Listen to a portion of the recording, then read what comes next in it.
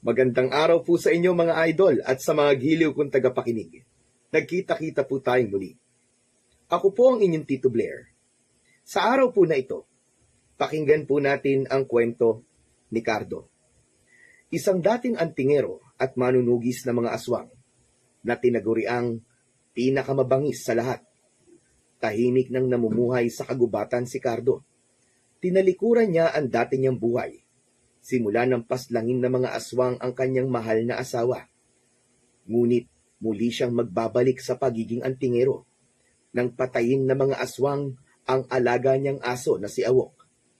Sa tulong ng kanyang agimat at mga sandata, haharapin ni Cardo ang iba't ibang klase ng aswang upang maghiganti. Ngunit sapat nga ba ang kanyang lakas at tapang para labanan ang grupo ng mga aswang na pinamumunuan ng makapangyarihang si Agustin? Ano ang kanyang mga pagdadaanan bago makaharap ang anak nito na siyang pumatay sa kanyang aso? At ano ang kanyang matutuklasan na mas lalong nagpaliyab sa kanyang matinding galit laban sa kampon ng kadiliman na sanhi ng kanyang pag-iisa? Sabay-sabay po nating pakinggan ang kwento ng manunugis na minsan nang piniling mamuhay ng tahimik at payapa, ngunit pilit na inihila sa kanyang madugong buhay. Ngunit bago po ang lahat mga idol, huwag naman po nating kalimutan mag-subscribe at i-hit ang notification bell sa aking YouTube channel na The Voice Addict para sa mas marami pang makapigil hiningang kwentong aswang at katatakutan mula sa mundo ng kababalaghan. Umpisahan na po natin ang kwento. Ilang taon nang naninirahan ang 40 anyos na si Cardo Di Magiba sa kanyang bahay na nasa gitna ng kagubatan kasama ang kanyang aso na si Awok. Natagpuan niya noon si Awok sa kalsada na nanghihina at puro sugat. Nang dahil sa maayos na pag-aalaga ni Cardo kay Awok, ay bumalik ang sigla ng dati ay palaboy na aso. Kilala si Cardo noon bilang pinakamabangis, malupit at mahusay na antingero na nanunugis ng mga aswang. Ngunit ang bagay na yon ay matagal na niyang tinalikuran nang balikan ng mga aswang ang kanyang mahal na asawa na si Karen. Dahil hindi siya kayang patayin ng mga aswang, si Karen ang pinagbuntunan ng mga yon. Simula noon ay kinalimutan na ni Cardo ang pagiging isang antingero at manunugis. Alam niya na lahat ng taong malapit sa kanya ay mapapahamak ng dahil sa kanya. Nagdesisyon siyang magpatayo ng malaking bahay sa gitna ng kagubatan, isang tahanan na malayo sa mga tao at sa mga aswang. Isang umaga, tahimik ang buong kagubatan habang abala si Cardo sa pagtatanim ng gulay sa malawak niyang bakuran. Kung tutuusin, lahat ng kailangan ni Cardo para mabuhay ay naroon na. Bukod sa may taniman siya ng iba't ibang gulay, ay meron siyang sariling linya ng tubig na nagmumula sa bundok na hindi kalayuan sa kinatatayuan ng kanyang tirahan. May kuryente rin siya roon dahil meron siyang generator. Ang kanyang bahay ay gawa sa kahoy at simento. Malaki, ngunit simpleng bahay lang ang kanyang tirahan. Meron yung 2 palapag. Hindi rin niya problema ang pera dahil marami siyang negosyo na pinapatakbo ng iba't ibang tao na pinagkakatiwalaan niya.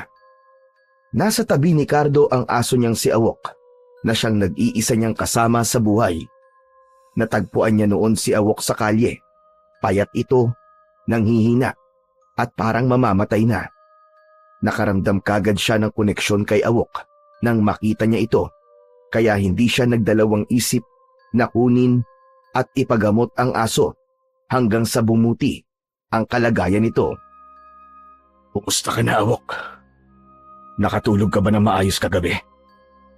3 magkakasunod na tahol ang isinagot ni Awok kay Cardo na tila naiintindihan siya ng aso.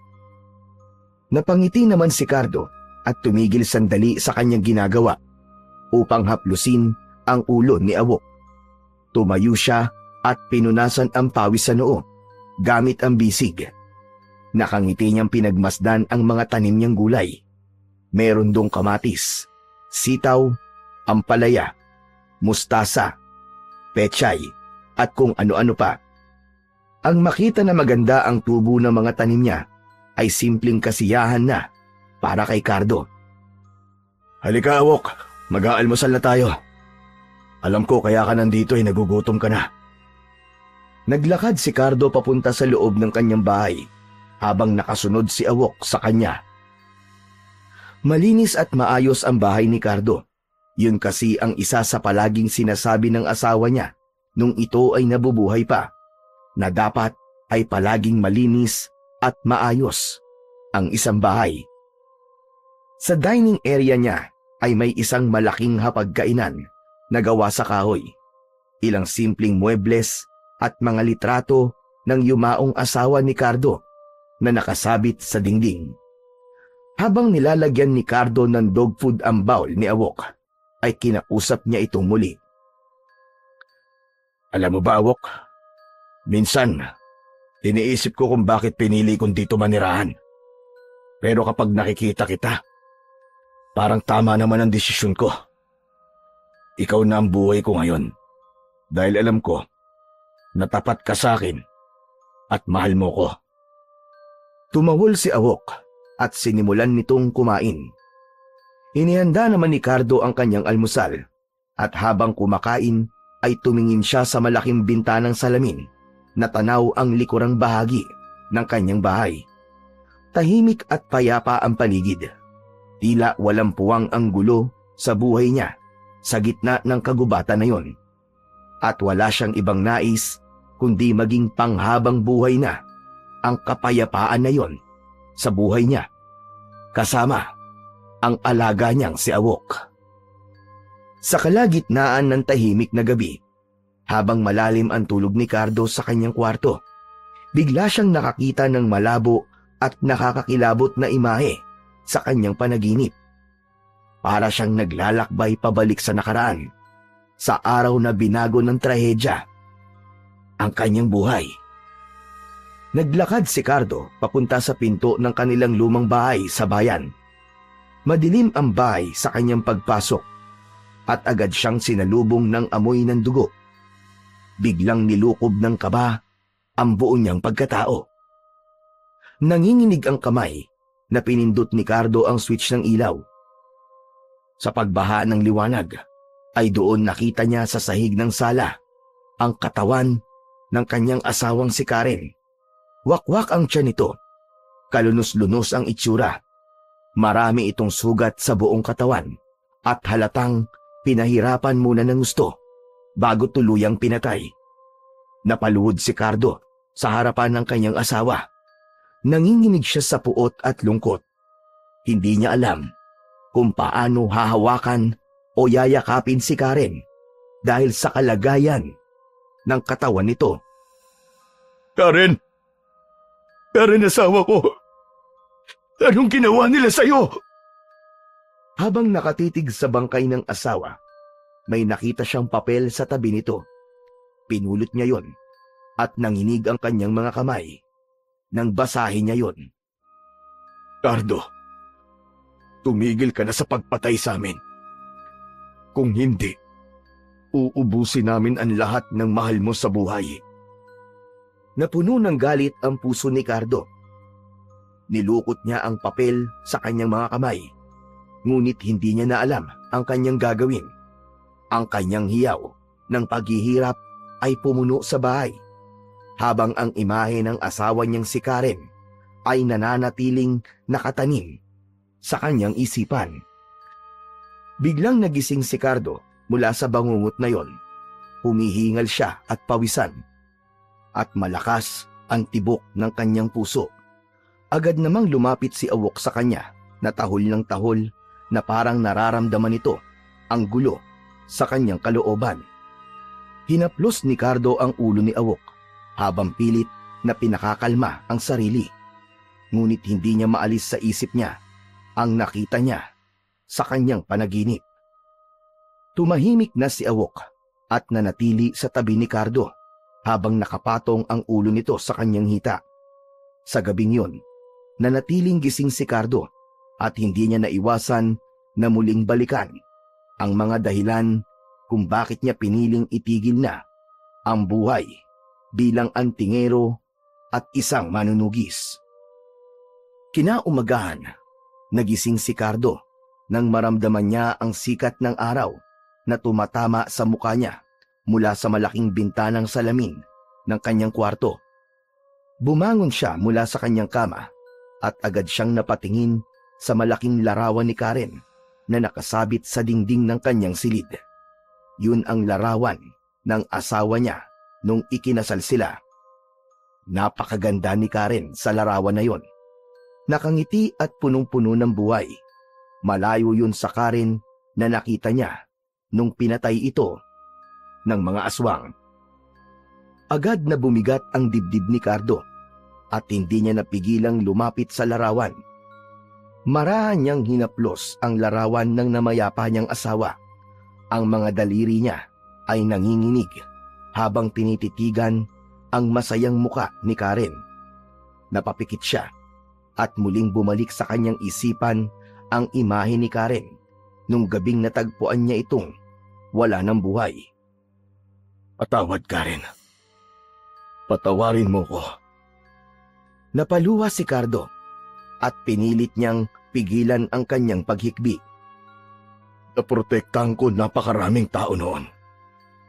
Pero ikaw pa na pinakamahalaga sa akin. Ang hindi ko naprotektahan. Patawarin mo ko, mahal ko. Patawarin mo ko. Huminga siya ng malalim, ngunit lalo lamang bumigat ang kanyang pakiramdam. Napayuko siya at napahawak sa sariling dibdib. Pakiramdam niya ay sinasakal siya ng bigat ng sarili niyang konsensya.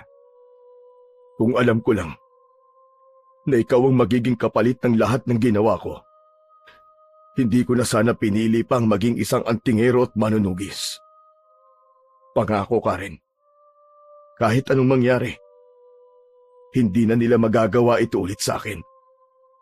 Hindi na nila madadagdagan ng mga nawala sa akin. Tumahol si Awok at napatingin si Cardo sa kanyang aso na parang nararamdaman nito ang lungkot niya. Bago siya lumabas ng silid, ay muli niyang tiningnan ang larawan ni Karen. Hindi kita kakalimutan, Karen. Mahal na mahal kita. Iniwan ni Cardo ang silid na yon na may pangakong hindi na muli niyang hahayaan na may mawala pa sa kanya nang dahil sa pagtugis niya sa mga aswang. Habang nag-aalmusal, ay napansin ni Cardo na madilim ang kalangitan. Alam niya na may paparating na malakas na ulan, kaya matapos kumain ay siniguro niya na magiging maayos ang mga pananim niya bago bumagsak ang ulan. Hindi nga siya nagkamali dahil pagsapit ng tanghali ay biglang bumuhos ang malakas na ulan. Walang tigil ang ulan na sinabayan pa ng kulog at kidlat. Hindi na umalis si Awok sa tabi ni Cardo dahil takot ito sa tunog ng kulog. Inabot na ng gabi ang malakas na pag-ulan na yon. Nang sandaling yon ay nasa sala si Cardo habang nakaupo sa malambot na sopa. May mainit na tsokolate sa mesa, sa tabi niya na umuusok pa. Hawak niya ang isang makapal na aklat tungkol sa mga sinaunang alamat at tahimik siyang nagbabasa habang naririnig ang patuloy na pagbagsak ng ulan sa bubong ng kanyang bahay. Napahinto si Cardo sa pagbabasa nang biglang may malakas na katok na umalingaw-ngaw mula sa labas ng pinto. Malakas na tumahol si Awok, pero nang sawayin niya ito, ay agad naman itong tumahimik. Ibinaba niya ang aklat at naglakad ito patungo sa pinto. Muli niyang narinig ang mga katok. Sino yan? Narinig niya ang boses ng isang lalaki mula sa labas. Magandang gabi po.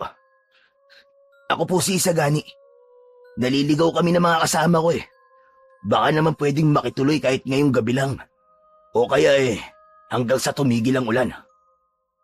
Pinagmasdan ni Cardo ang pinto at nag-isip kung dapat ba niyang pagbuksan ang mga taong estranghero sa kanya. Umanap na lang kayo ng ibang masisilungan.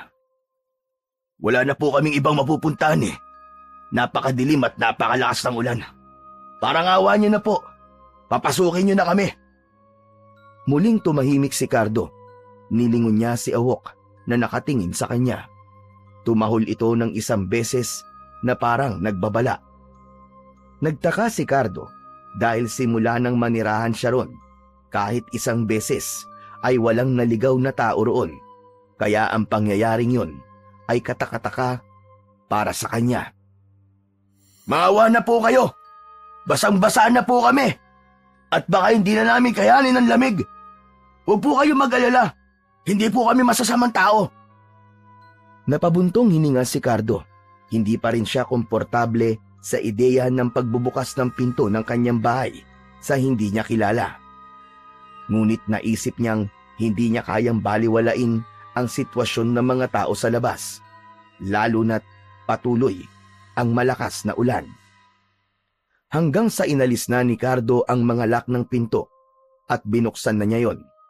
Bumungad sa kanya ang tatlong lalaki. Nasa unahan ang isang matangkad na lalaki na sa tansya niya ay nasa 30 anyos. Maputi ang balat nito at may manipis na balbas. Baka sa mukha nito ang pagod at pag-aalala. Wala naman siyang naramdaman na kakaiba sa tatlong lalaki. Sige na. Pumasok na kayo. Maraming salamat po. Napakabuti po ninyo. Nang pumasok na ang tatlo, ay isinarado kagad ni Cardo ang pinto. Tumayo ang tatlo sa gilid ng pinto habang nanginginig. Napansin niya ang malalaking bag sa likod ng mga ito, habang ang pinakamatangkad ay may dalang shotgun. Tila naman napansin ng lalaki na nakatingin si Cardo sa hawak nitong baril, kaya agad itong nagpaliwanag. Ito po ba? Mangyaring nangangaso po kami sa gubat, kaya may dala akong baril. Naligaw kami hanggang sa inabutan kami ng ulan. Yan lang muna kayo. Ikukuha ko kayo ng tuwalya at pamalit na damit. Baka magkasakit pa kayo Umakyat si Cardo sa ikalawang palapag ng kanyang bahay. Kumuha siya ng 3 tuwalya at mga damit para sa 3 lalaki. Nang bumalik siya sa sala, ay nakatayo pa rin ang mga lalaki sa lugar kung saan niya to iniwan. Inabot niya ang mga dala niya sa matangkad na lalaki. Ito ang tuwalya at mga damit. Magpalit kayo para hindi kayo magkasakit. Naroon ang banyo. Itinuro niya ang banyo na malapit sa kusina. Maraming salamat po ulit. Hindi po namin malilimutan ang kabutihan niyo sa amin. Kinuha ng lalaki ang mga tuwalya at damit at iniabot ang mga yun sa mga kasama. Habang papunta ang tatlo sa banyo, sinundan ng tingin ni Cardo ang mga yun. Ibinulong niya sa kanyang sarili na sana ay hindi siya nagkamali na pinapasok niya ang 3 lalaki sa kanyang bahay. Habang nag-aayos ang 3 lalaki sa banyo, ay nagpunta si Cardo sa kusina. Binuksan niya ang kanyang kahon ng tsokolate at nagsimulang mag-init ng tubig. Kumuha rin siya ng mga tinapay mula sa istante at inilagay ang mga yon sa isang plato. Inihain niya yon sa lamesa. Nang matapos ang 3 lalaki sa pag-aayos ng sarili, ay lumabas ang mga ito mula sa banyo. Kumain muna kayo. Ipinaghanda ko kayo ng mainit na tsokolate at tinapay. Maraming salamat po sa pag-aabala nyo. Tamang-tama po yan kasi kanina pa po talaga kami nagugutom Agad na dumulog ang 3 lalaki sa hapagkainan at nagsimulang kumain. Ako nga ho pala si Isagani at itong 2 kasama ko ay sina Waldo at Victor. Kayo po, ano pong pangalan nyo? Cardo. Cardo Dimagi ba ang pangalan ko? Kayo, anong ginagawa nyo sa gubat na to? Sa tagal ko nakatira sa lugar na ito, ay ngayon lang ako nakakita ng ibang taong nagawi rito. Ah, iyon po ba? Nakatuwaan lang po kasi naming mga aso dito. Pero naligaw kami. Akala namin, madali lang hanapin ang daan pabalik. Pero inabot na nga kami ng ulan hanggang sa gumabi na. Mabuti na nga lang at nakita namin ang bahay nyo. Nung una, inakala pa naming haunted house to eh. Tumango na lamang si Cardo sa sinabi ni Isagani. Matiim ang tingin niya rito habang pinakikiramdaman niya kung tama ba ang desisyon niyang pinagkatiwalaan niya ito at ang dalawa nitong kasama. Pero alam nyo, sa totoo lang, Kuya Cardo, nagtataka talaga ako kung bakit sa ganitong lugar nyo piniling manirahan. Ang layo po nito sa bayan, tapos mag-isa lang po kayo rito. Hindi ako mag-isa. Kasama ko ang aso ko. Pero iba pa rin po kapag may kasama kayong tao, hindi ba? Hindi po ba kayo natatakot na mag-isa lang kayo rito? Pinili ni Cardo na wag nang sagutin ang tanong na yon ni Isagani. Wala siyang plano na makipag-usap dito ng mga personal na bagay dahil para sa kanya ay isa pa rin itong estranghero. Iahanda ko na ang kwartong gagamitin nyo para pagkatapos nyo kumain ay maaari na kayo makapagpahinga. Naglakad si Cardo patungo sa isang kwarto sa ibaba ng bahay. Binuksan niya ang pinto at sinigurong maayos ang kama roon. Matapos kumain ng mga hindi inaasahang bisita ni Cardo, ay hinugasan na niya ang mga pinagkainan ng mga ito, habang sina Isagani ay nasa sala. Nang matapos na siya, ay tinuyo niya ang kanyang mga kamay sa basahan at pinuntahan ang tatlo. Kung gusto nyo na magpahinga, pwede nyo nang gamitin yung kwartong yon. Maayos na yon. Maraming salamat po, Kuya Cardo. Pasensya na rin kung nakaabala kami. Kapag huminto na po ang ulan, aalis na rin kami kagad. Walang problema. Pero mukhang bukas pa ng umaga hihinto ang ulan na yan. Tumayo si Isagani at tiningnan nito si Awok na nakahiga malapit sa may pintuan. Ayos Ang cute naman ng aso mo. Anong pangalan niya, Kuya Cardo? Awok. Awok ang pangalan niya. Yumuko si Isagani at takmang hahawakan ito sa ulo si Awok, pero biglang umangil ang aso. Tumahol ito ng malakas at takmang kakagatin ang kamay ni Isagani. Agad namang umatras ang lalaki at natawa ng mahina. Uy! Mukhang ayaw niya sa akin Hindi sanay si Awok na makakita ng ibang tao, kaya't ganyan siya. Pero mabait naman yan. Awok? Hindi ba awok din ang tawag sa isang uri ng aswang? Yung parang itim na baboy? May alam ka ba sa mga aswang, Kuya Cardo? Napatingin si Cardo kay Isagani. Umiling si Cardo at iniwasang sagutin ang tanong ni Isagani. Tumalikod si Cardo at naglakad papunta sa kanyang silid sa itaas habang si Awok naman ay mabilis na sumunod sa kanya. Pagpasok niya sa kanyang kwarto, isinara niya ang pinto. Agad namang pumesto ng higa si Awok sa tapat ng pinto na parabang nagbabantay ito. Sa gitna ng mahimbing na tulog ni Cardo ay bigla siyang nagising sa tunog ng kalampagan mula sa ibaba. Agad siyang bumangon mula sa kama at napansin niyang wala si Awok sa paanan ng kanyang higaan kung saan palaging natutulog ang aso niya. Awok? Awok? Nagtaka si Cardo dahil hindi karaniwang hindi kagad lumalapit ang aso niya kapag tinatawag niya ito. May kung anong bigat na nararamdaman si Cardo sa dibdib niya na parabang may mali ng mga oras na yon. Tumayo siya at binuksan ang ilaw sa kwarto. Nanatiling tahimik ang paligid maliban sa kalampagan sa ibaba. Lalong bumilis ang tibok ng puso niya. Muling tinawag ni Cardo ang kanyang aso, ngunit hindi pa rin yun lumapit sa kanya. Kinuha niya ang isang itak na nakasabit sa dingding. Hinawakan niya yon ng mahigpit bago binuksan ang pinto ng kanyang kwarto. Naglakad siya at marahang bumaba sa hagdan. Pagdating niya sa dulo ng hagdan, Agad niyang napansin ang kaguluhan sa sala. Nagkalat ang mga gamit sa sahig. Ang mesa ay nakataob at ang mga pinggan at tasa ay nagkabasag-basag. Nanlaki ang mga mata niya nang makita ang 3 aswang na lumabas mula sa kusina. Huminto ang mga yon at tinignan siya habang may nakakalokong ngiti sa labi. Nagkamali ka ng pinatuloy sa bahay mo, Cardo. Ganito ang nangyayari kapag masyado kang mabait. Ang totoo, ginagawa talaga namin to. Nagkukunwari kaming nangangailangan ng tulong at kapag pinatuloy kami sa bahay, ay pinapatay namin ang lahat ng nakatira roon. Mga hayop kayo! Sinasabi ko na nga ba? Kaya masama ang kutob ko sa inyong 3 eh. Mga aswang kayo! Nasaan ang aso ko? Hayaan mo. Malalaman mo rin kung nasaan ang aso mo. Hindi kumibo si Cardo.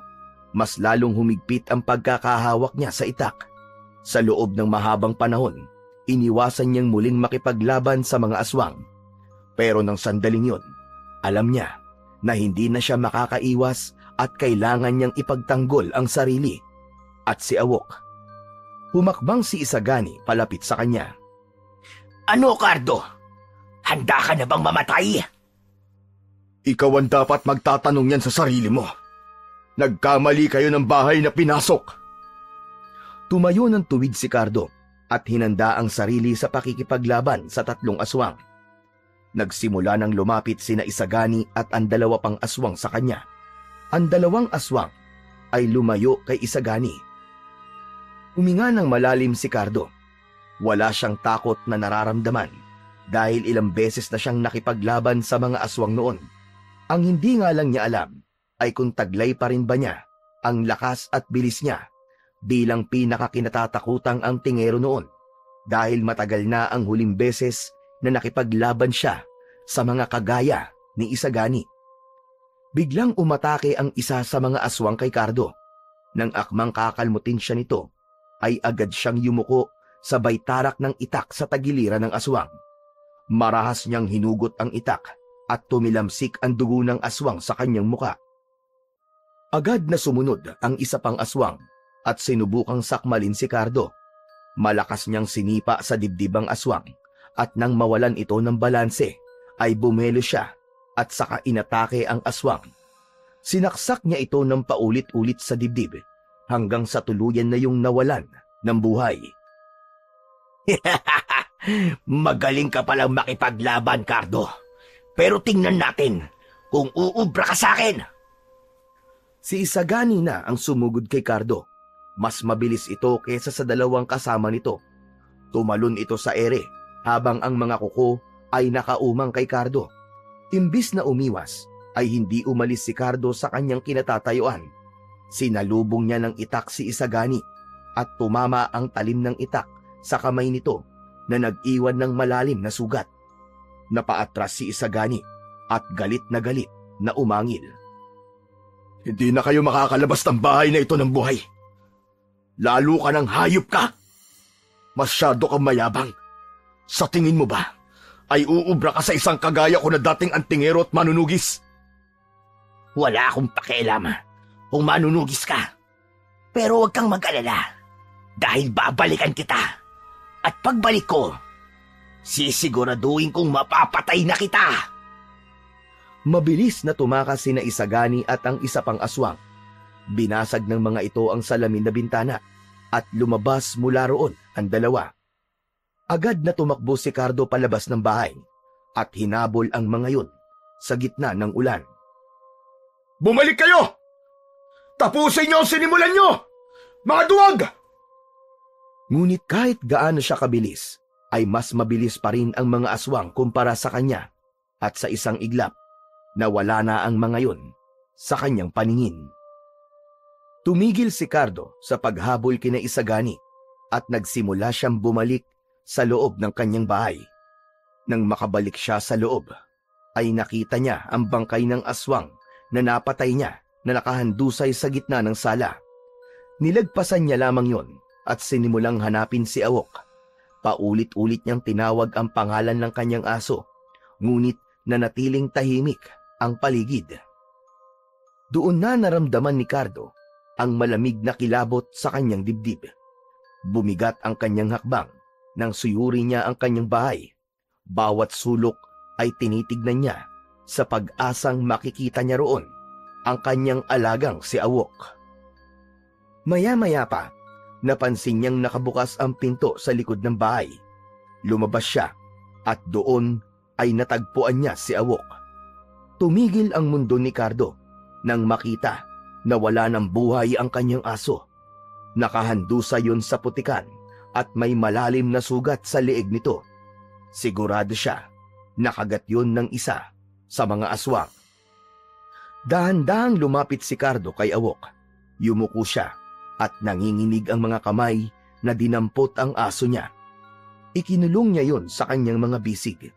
Walang salitang lumabas mula sa kanyang bibig, ngunit ang mga mata niya ay puno ng kalungkutan at puot. Matagal siyang nanatili sa ganoong posisyon habang ang mga luha niya ay walang patid na dumaloy. Muling naramdaman ni Cardo ang sakit ng mawalan ng mahal sa buhay. Kung sa iba, isang aso lamang si Awok, ngunit para sa kanya ay isang pamilya ang kanyang aso. Ito ang naging kasama niya sa matagal na panahon. Hinaplos ni Cardo ang ulo ni Awok.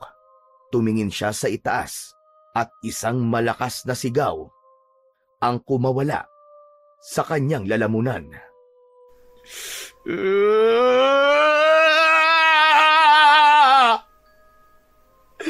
Isinusumpa ko! Hindi ako titigil! Hanggang hindi ko kayo napapatay! Uubusin ko kayong lahat!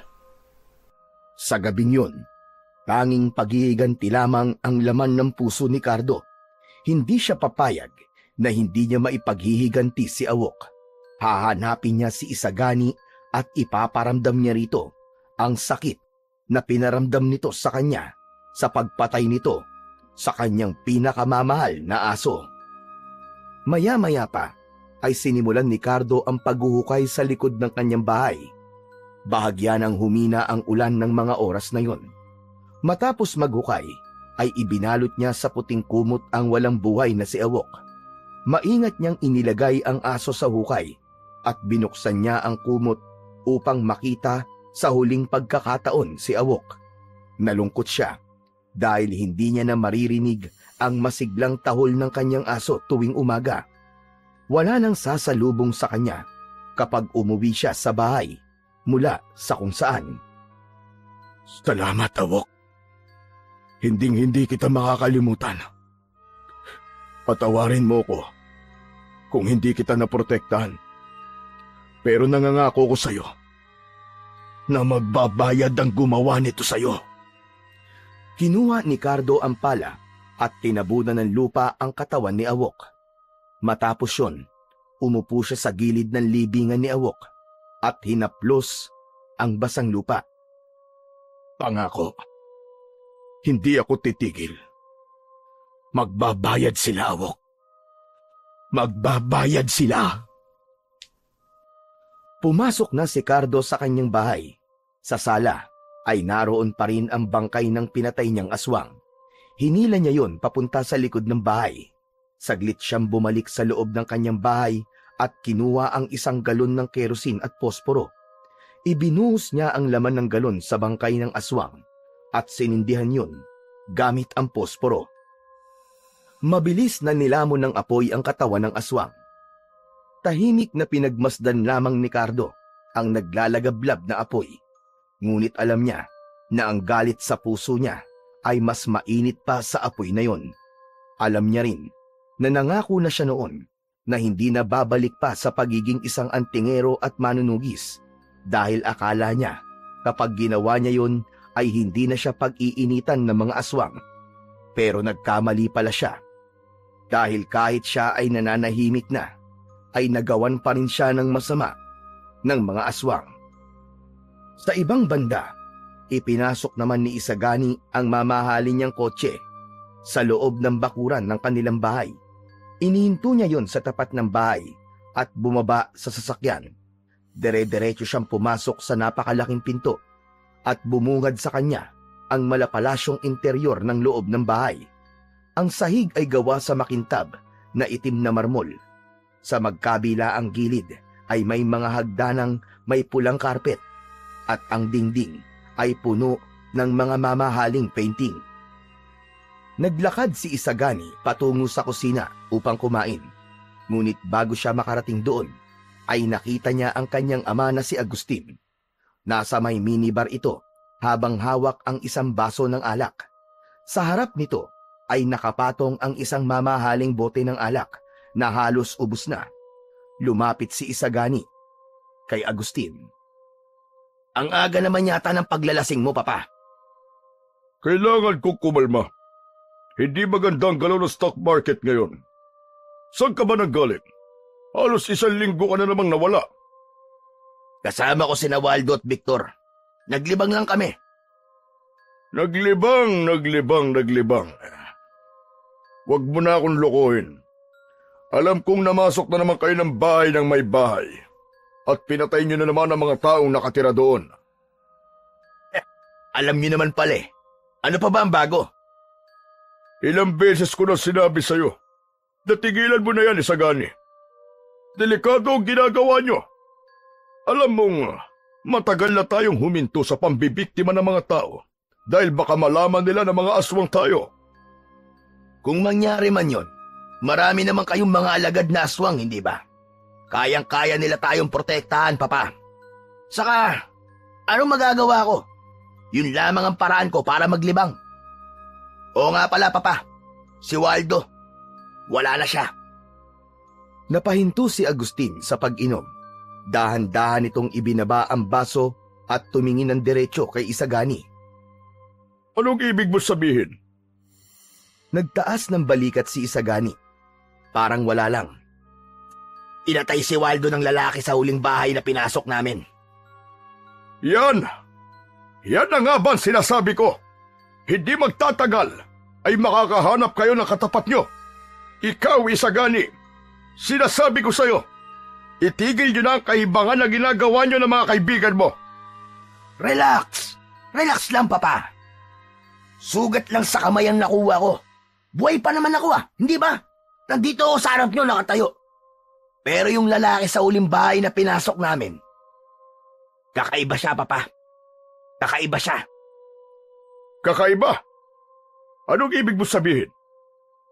Ang sabi niya, dati siyang antingero at manunugis. Mukhang totoo naman kasi biyasa siya sa pakikipaglaban sa mga aswang. Kaya nga tumakas na lang kami ni Victor. Sandali, ano nga bang pangalan ng lalaking yun? Pilit na inalala ni Isagani ang pangalan ng lalaki na pumatay kay Waldo. Maya-maya pa ay napapitik siya sa hangin nang maalala niya ang pangalan nun. Aha! Alam ko na. Natatandaan ko na po ang pangalan niya. Cardo. Cardo de Magiba.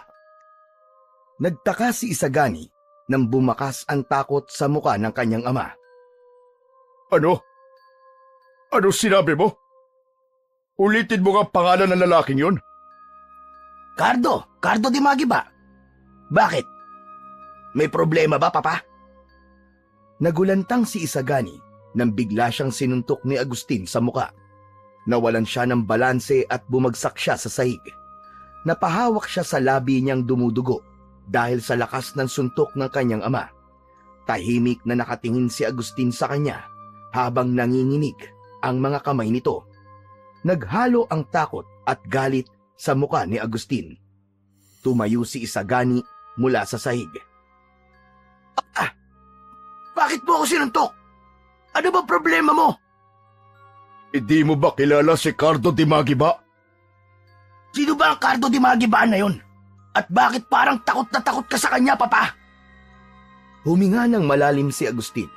Nagsalin ito ng alak sa baso at diretso yung ininom. Matalim ang mga mata na tinignan nito si Isagani. Hindi lang ako takot kay Cardo de Magiba. Lahat ng aswang ay takot sa kanya. Si Cardo de Magiba ay ang pinakamabangis at walang awang manunugis na mga aswang noon. Walang aswang ang nakaliligtas sa kanya. Sus! Tao pa rin siya, Papa. Madali lang siyang patayin. Anak. Hindi mo siya kilala. Siya ang dahilan kung bakit nagtatago ang maraming tulad natin. Sa galing niya noon, kahit gaano karaming aswang ang sumalakay sa kanya, ay nagagawa niya pa ring manalo at patayin ng brutal ang mga kagaya natin. Natigilan si Isagani, pero hindi pa rin siya nakaramdam ng takot. Kung magaling naman pala siya, bakit tuminto siya? Huminto siya simula ng pinatay ng mga aswang ang asawa niya. Marahil ay naisip niya na uubusin ng mga aswang ang lahat ng mga mahal niya sa buhay dahil hindi siya kaya ng kahit na anong aswang.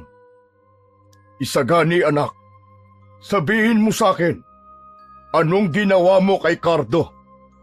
Napatay mo ba siya? Hindi ko siya pinatay, Papa. Nang masugatan niya ako sa kamay ng itak niya, ay tumakas na kami kagad ni Victor. Yung aso lang niya ang pinatay namin. Mukhang mahal na mahal nga niya ang aso niyang yun eh. Biglang nanigas ang panga ni Agustin. Ang kanyang titig ay naging mas matalim at puno ng pagkabahala. Dapat tinapos mo na lamang si Cardo.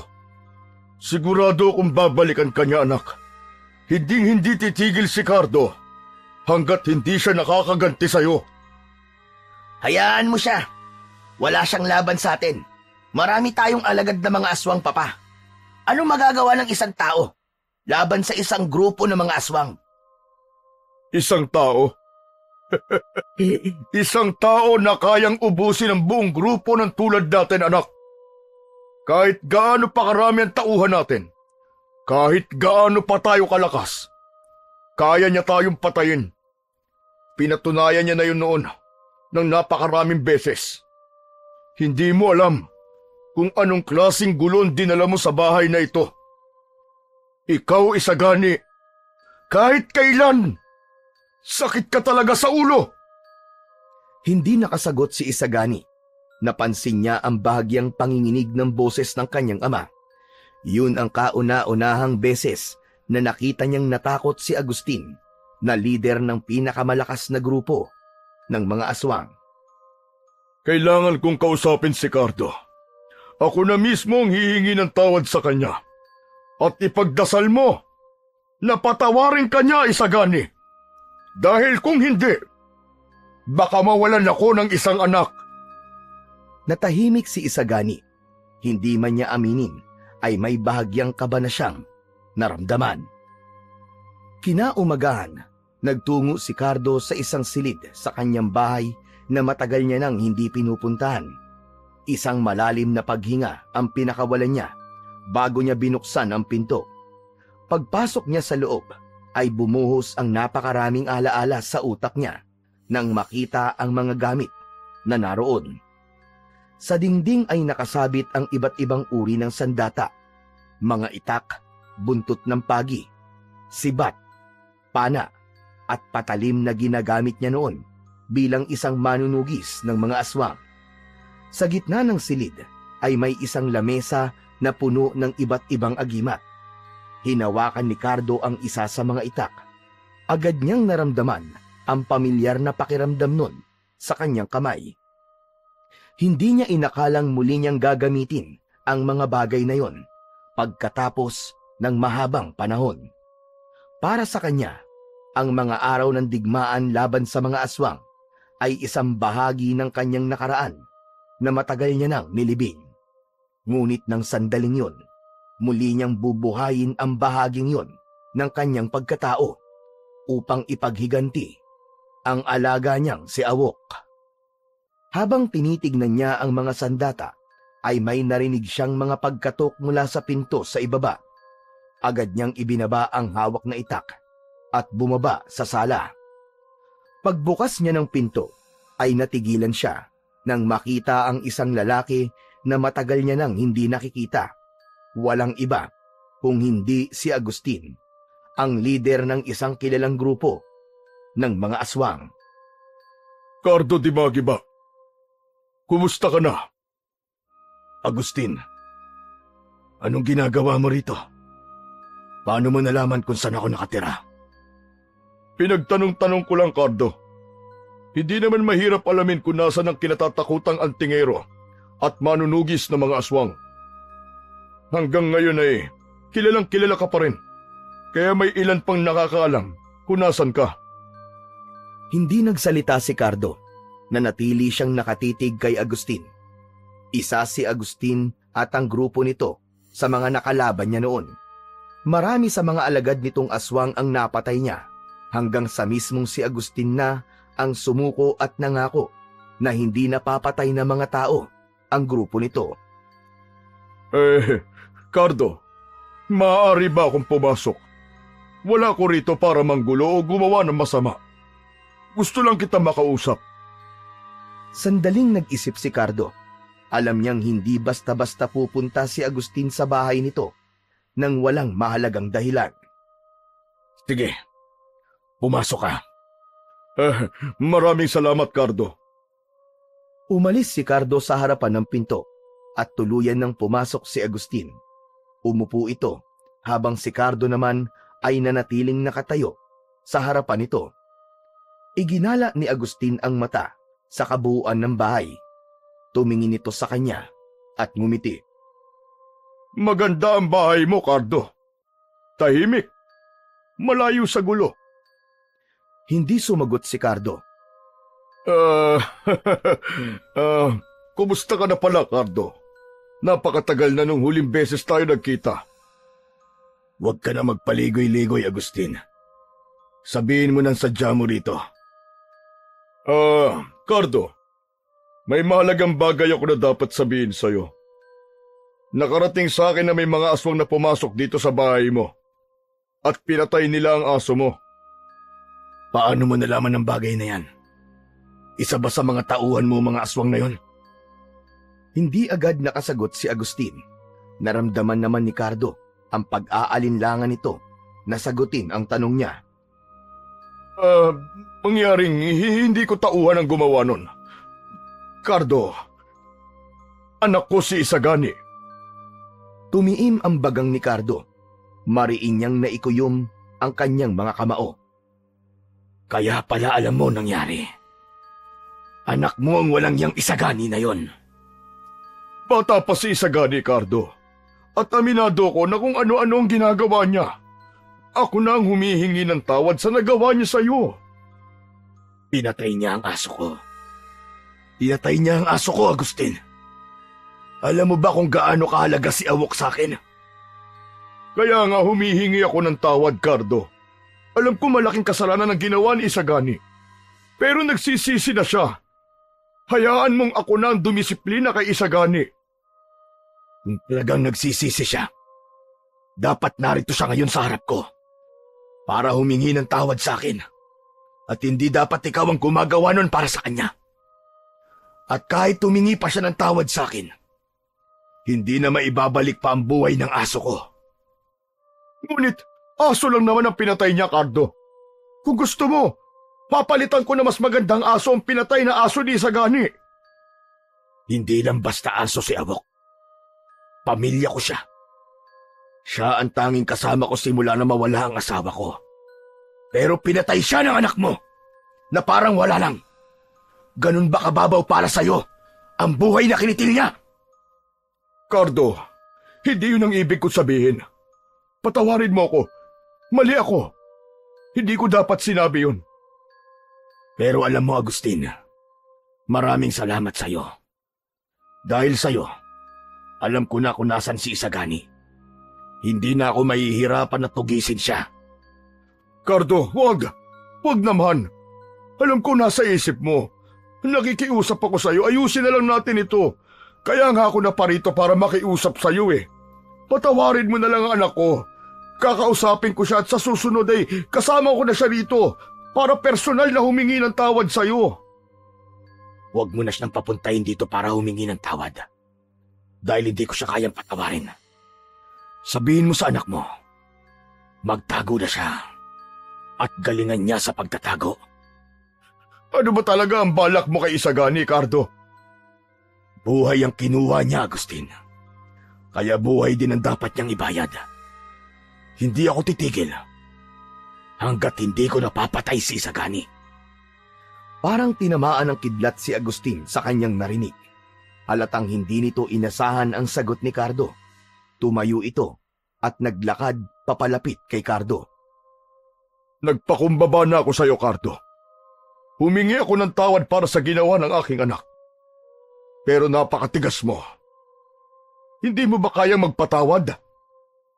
Wala nang silbi ang paghingi niyo ng tawad. Hindi maibabalik ng tawad ang buhay ni Awok. Hindi maaalis ng tawad ang sakit ng pagkawala ng aso ko. Kaya kung ako sa iyo, Agustin, gawin mo ang lahat ng kaya mong gawin para protektahan ang anak mo. Maghanda ka, Agustin, dahil malapit na ang kamatayan niya. Nanlaki ang mga mata ni Agustin. Dinuro nito si Cardo gamit ang nanginginig na kamay. Subukan mo lang, Cardo. Subukan mong galawin si Isagani. At ako mismo ang haharap sa iyo. Hindi ako magdadalawang isip na labanan ka. Alam mo kung sino ko at ano ang kaya kong gawin. Kahit harangan niyo pa ako ng napakarami mong alagad na mga aswang, hindi ko kayo uurungan. Agustin, siguraduhin mo lang na mapapatay niyo ko. Hindi nakapagsalita si Agustin. Walang ano-ano'y bigla itong tumalikod at naglakad palabas ng bahay. Nang tuluyang makaalis si Agustin, ay huminga ng malalim si Cardo. Bumalik siya sa silid kung saan naroon ang kanyang mga sandata. Sa kanyang isipan, alam niyang malapit na ang araw na makakaharap niya si Isagani. At sa araw na yon, sisiguraduhin niyang matutupad ang kanyang pangako sa kanyang pinakamamahal na si Awok. Nang makabalik si Cardo sa silid kung saan nakatago ang mga agimat at mga sandata niya, ay lumapit siya sa lamesa kung saan nakalagay ang kanyang mga agimat. Sa mga nakaraang taon, nanatili ang mga yon at alam niya na naghihintay ang mga yon na gamitin niya. Kinuha ni Cardo ang isang maliit na bote na may laman na langis. Binuksan niya yon at isa-isa niyang pinatakan ng langis ang lahat ng agimat habang tahimik na bumubulong ng dasal upang muling buhayin ang kapangyarihan ng mga yon na matagal nang natutulog. Matapos yon, kinuha niya ang ilang agimat at isa-isang isinuot sa kanyang leeg. Simula noon, nagsimula na ring magsanay si Cardo sa pakikipaglaban para muling hasain ang kanyang kasanayan. Sa labas ng kanyang bahay siya nagsanay. Una niyang kinuha ang itak na hindi niya na mabilang kung ilang aswang na ang napaslang niya gamit yon. Pumikit siya at humugot ng malalim na paghinga. Muli niyang inalala ang bawat galaw na ginamit niya noon. Nang ibukas niya ang kanyang mga mata, ay sinimulan niya ng gamitin ang itak. Inisip niya na nasa harapan niya si Isagani. Mas lalong tumindi ang kagustuhan niya na magtagumpay sa pagpatay kay Isagani dahil alam niya na hindi siya matatahimik hanggat hindi niya yon nagagawa. Isang gabi, habang mahimbing na natutulog, ay biglang nagising si Cardo. Agad siyang naalerto dahil may kakaiba siyang nararamdaman. Tinignan niya ang maliit na bote ng langis na nasa ibabaw ng mesa sa tabi niya. Kumukulo ang langis na nasa loob ng bote. Isa yung indikasyon na may aswang sa paligid. Agad siyang tumayo mula sa kama. Yuyuko na sana siya upang kunin ang itak na nasa ilalim ng kama. Pero bago pa niya yon makuha, ay nagulat siya nang biglang nasira ang bintana sa kanyang kwarto. Kasunod nun, ay sabay-sabay na pumasok mula roon ang 4 na aswang. Naramdaman ni Cardo ang lakas na taglay ng mga aswang. Nanlilisik ang mga mata ng mga yon habang naglalaway at gutom na waring gusto na siyang lantakan. Kahit walang hawak na sandata si Cardo, ay hindi siya nagpakita ng takot sa mga ito. Ang kanyang mga mata ay mabilis na tumingin sa paligid upang maghanap ng kahit na anong bagay na maaaring gamitin upang depensahan ang kanyang sarili. Sa sahig, nakita niya ang isang bote ng alak. Mabilis niya yung dinampot at inihampas niya sa gilid ng lamesa ang puwitan ng bote. Nagkaroon ng matutulis na parte ang bote sa dulo at yun ang naisip niyang gamitin bilang kanyang sandata. Ang unang aswang ay sumugod sa kanya. Sinalubong ni Ricardo at mariin niyang isinaksak ang bote sa dibdib nito ng paulit-ulit. Ginamit niya ang bote upang laslasin ang leeg ng aswang. Bumagsak ito sa sahig at nangingisay hanggang sa unti-unting nawalan ng buhay. Hindi pa man nakakahinga si Ricardo ay dumating ang ikalawang aswang mula sa kanan. Tumalon ito mula sa kama at handang sunggaban siya. Yumuko si Ricardo at itinarak ang bote sa binti ng aswang. Nang bumagsak ang aswang sa sahig, ay agad siyang pumaibabaw dito at sinaksak niya ang bote sa mata nito. Tinapos niya agad ito nang ibaon niya ang matutulis na parte ng bote sa leeg ng aswang. Ang ikatlong aswang ay umatake mula sa likod niya at inikot nito ang braso nito sa kanyang leeg. Paulit-ulit na sinaksak ni Ricardo ng bote ang braso ng aswang hanggang sa makawala siya. Hinawakan niya ang ulo nito at paulit-ulit niya yung hinampas sa sahig hanggang sa mabasag ang bungo nito. Hinarap ni Ricardo ang natitirang aswang, ngunit nakita niya ang pag-aalinlangan nito na umatake. Alam kong pinadala kayo rito ni Agustin. Sabihin mo sa kanya, malapit na ang kamatayan ng anak niya. Sabihin mo kay Isagani na hintayin niya ang aming paghaharap. Lumayas ka na at sabihin mo yan sa amo mo bago pa magbago ang isip ko. Alis na! Agad na tumakbo ang aswang at tumalon sa bintana. Nang sandaling yun, alam ni Ricardo na tuluyan nang nagsimula ang isang digmaan. Hindi na lang si Isagani ang kailangan niyang harapin, kundi maging si Agustin at ang buong grupo nito ng mga aswang. Sa loob ng malawak na bulwagan ng mansyon, nakaupo si Agustin sa isang mamahaling silya habang ang isa sa 4 na tauhan na inutusan niya para patayin si Ricardo ay nasa kanyang harapan. Ang 4 na aswang na yon ay ilan lamang sa malalakas na tauhan niya, kaya ang mga yon ang una niyang pinadala sa bahay ni Ricardo.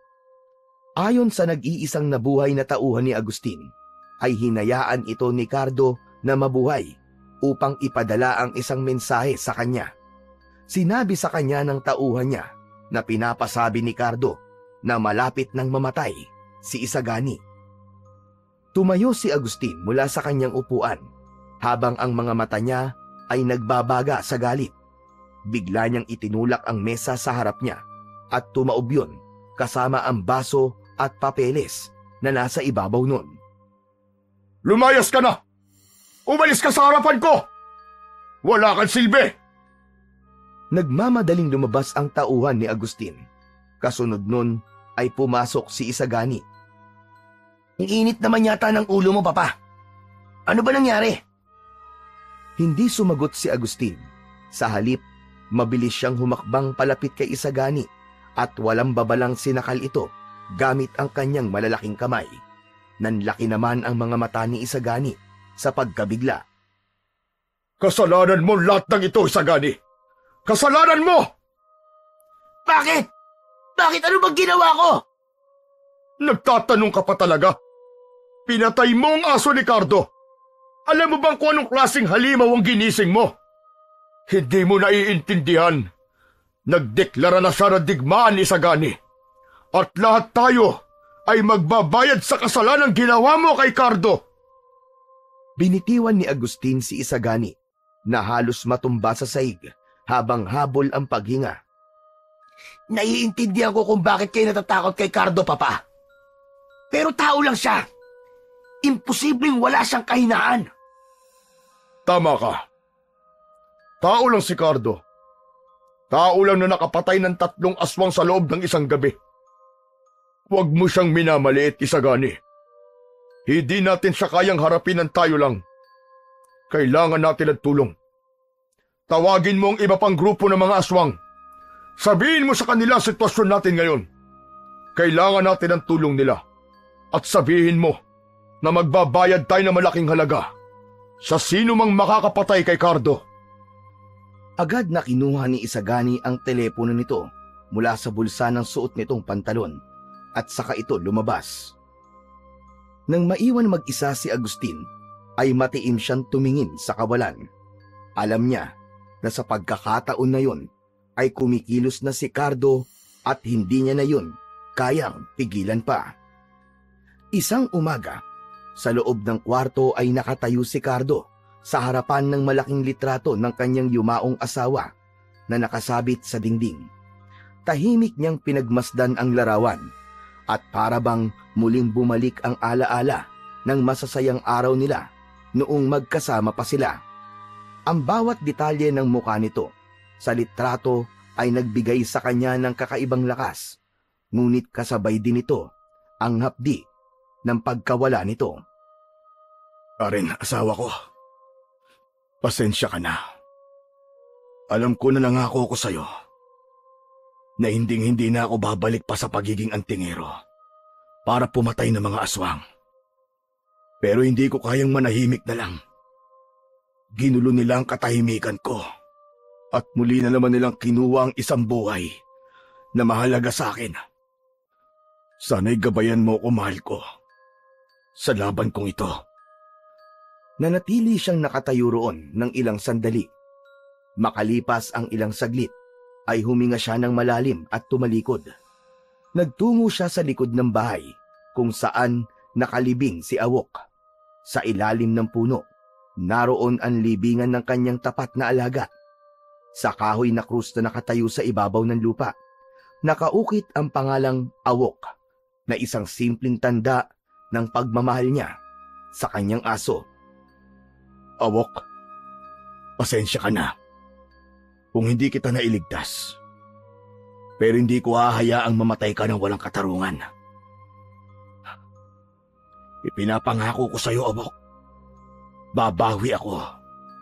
Ang dugo nila ang magiging kabayaran sa ginawa nila sa iyo. Matapos yun, ay pumasok muli si Cardo sa loob ng bahay at nagtungo sa kanyang taguan ng mga agimat at armas. Isinuot niya ang mga anting-anting na bawat isa ay may makapangyarihang proteksyon laban sa mga aswang. Kinuha niya ang buntot ng pagi. Mula sa taguan, kinuha niya rin ang kaluban na naglalaman ng patalim at itak at isinabit ito sa kanyang bewang. Tumayo siya sa gitna ng bahay at tiningnan ang bawat sulok nito. Lumabas na si Cardo ng bahay at naglakad siya palabas ng malawak na kagubatan. Hindi nagtagal, narating niya ang baryo. Diretso siyang nagtungo sa bahay ng matandang albularyo na si Lolo Samuel. Ang matanda ang isa sa mga naging guro niya nung bata pa siya. Ang bahay nito ay gawa sa kahoy. May bubong na pawid at napapaligiran yon ng mga halamang gamot. Lumabas si Lolo Samuel mula sa bahay nito at nagulat ito nang makita si Cardo. Cardo! Abay, ikaw pala! Ang tagal na kitang hindi nakikita! Lolo Samuel, kailangan ko po ng tulong nyo. Hihingi po ako ng basbas mula sa inyo sa laban na haharapin ko. Ano ka mo? Laban? Akala ko ba'y huminto ka na sa ganyang buhay? Ano ba nangyari? Maaari mo ba sabihin sa akin? Ginulo nila ang buhay ko. Pinatay nila ang asawa ko noon. Ngayon, pati ang tapat kong aso, kinuha nila.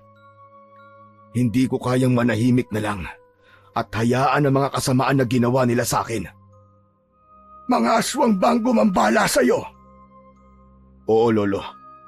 At sisiguraduhin kong hindi na nila magagawa ito sa iba.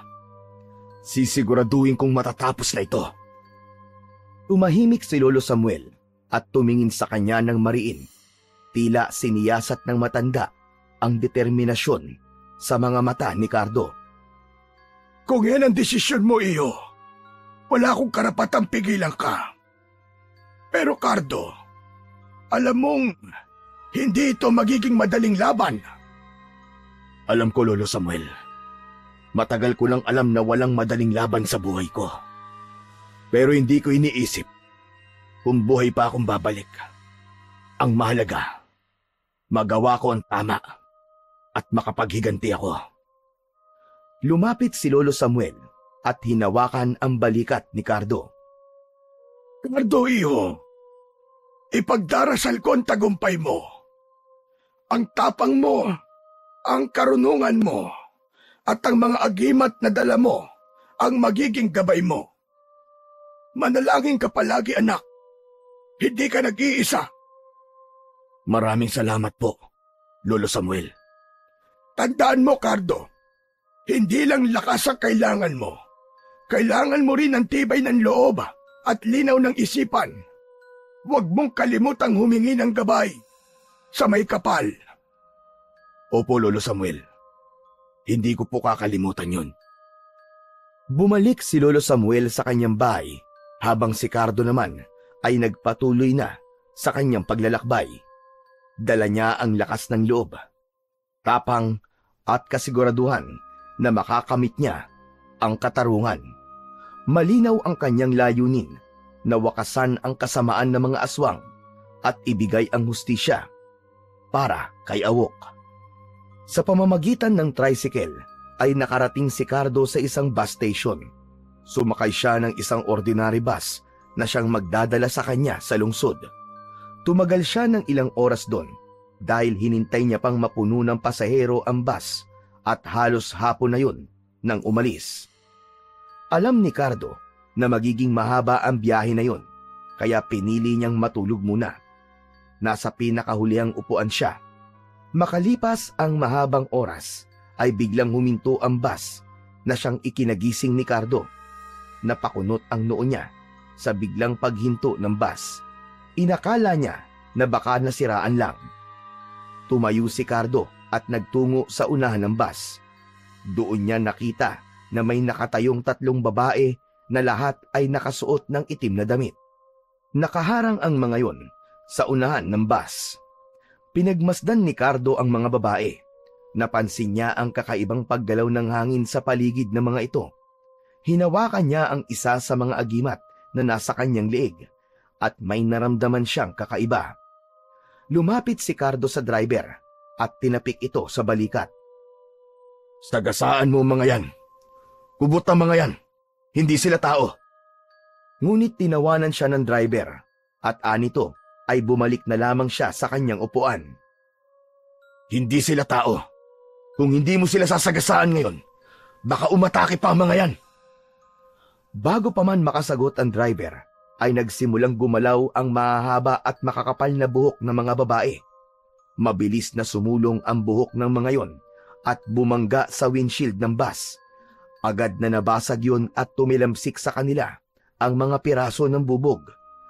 Nagsigawan ang mga pasahero at nagkagulo. Ang ilan ay nagsimulang tumakbo palabas ng bus. Ang buhok ng mga kubot ay tumagos sa loob na parang ahas na gumapang sa sahig, mga upuan at bintana. Isang pasahero ang nadampot ng buhok ng kubot at hinila palabas ng bintana. Ang sigaw nito ay nagpalala ng takot ng iba na naging dahilan upang magmadaling lumabas ng bus ang lahat. Nagunahan sa pagbaba ang mga tao at sa loob ng ilang saglit, wala nang natira sa loob ng bus, maliban kay Cardo. Hinawakan ni Cardo ang agimat na nakasabit sa kanyang leeg at hinugot ang itak mula sa kaluban habang nakatayo siya sa gitnang bahagi ng bus.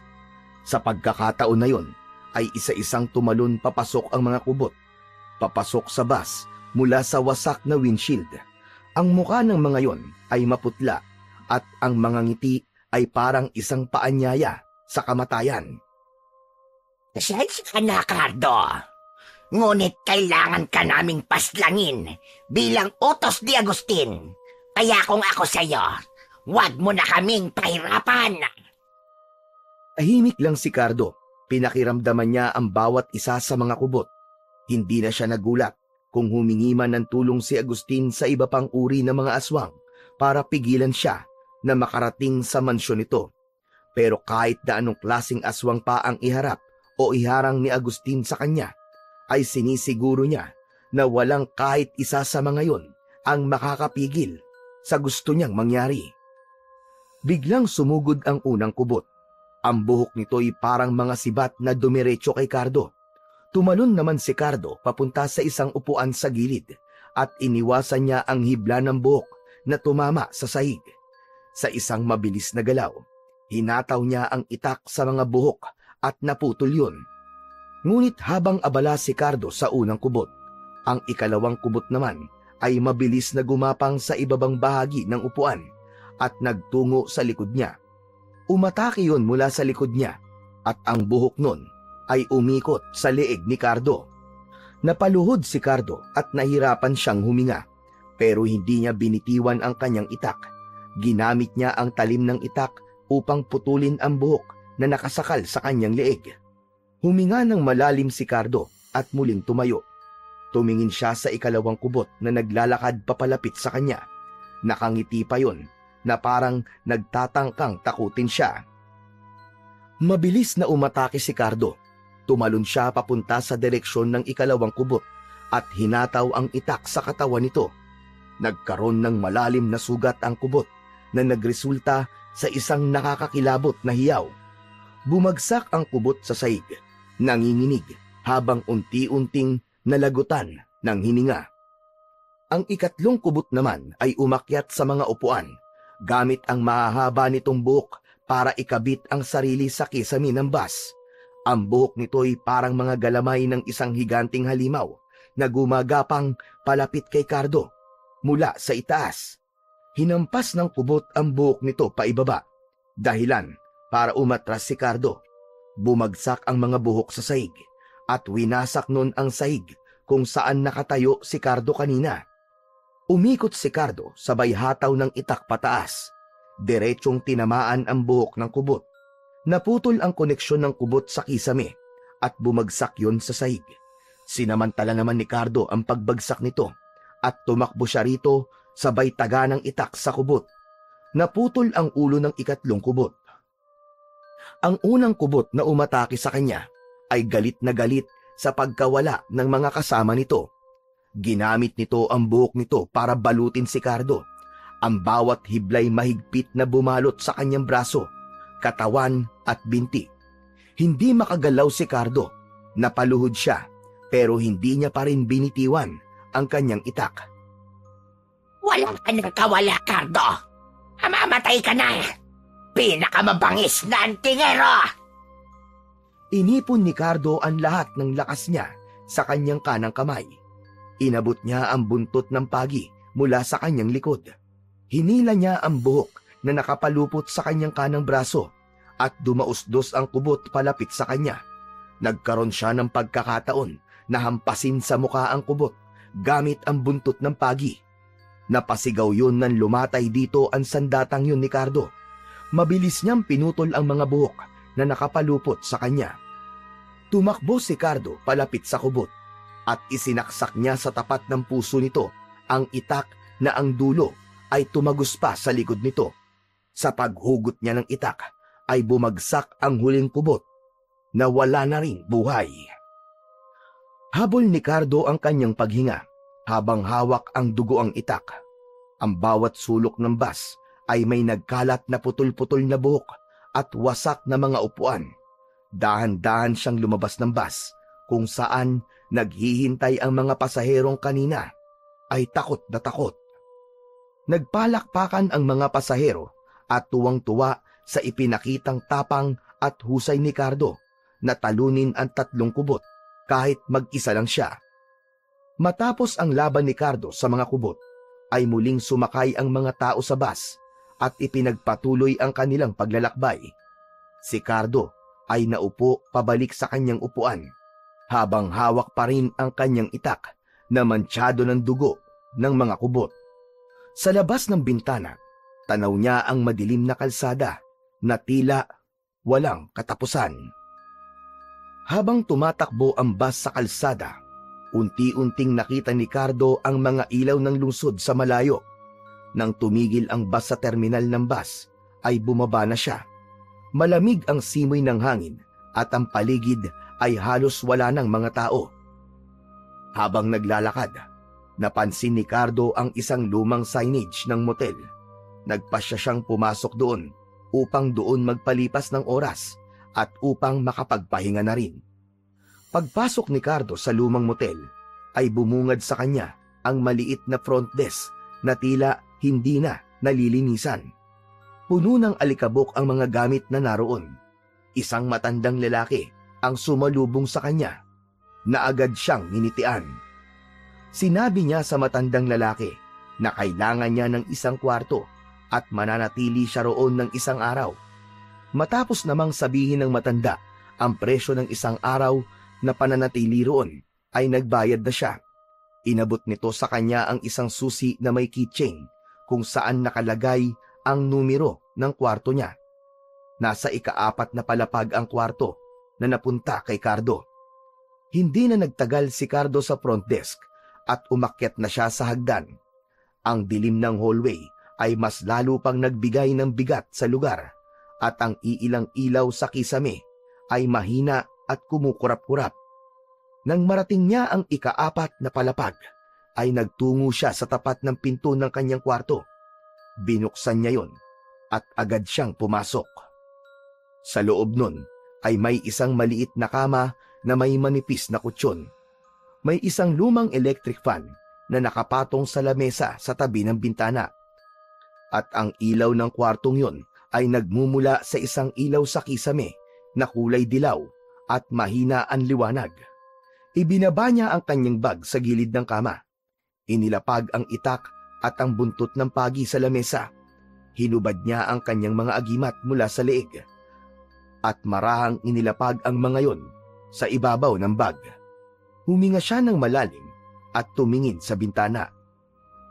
Malapit na tayo magkaharap, Isagani. Pasensyahan na lamang tayo, Agustin.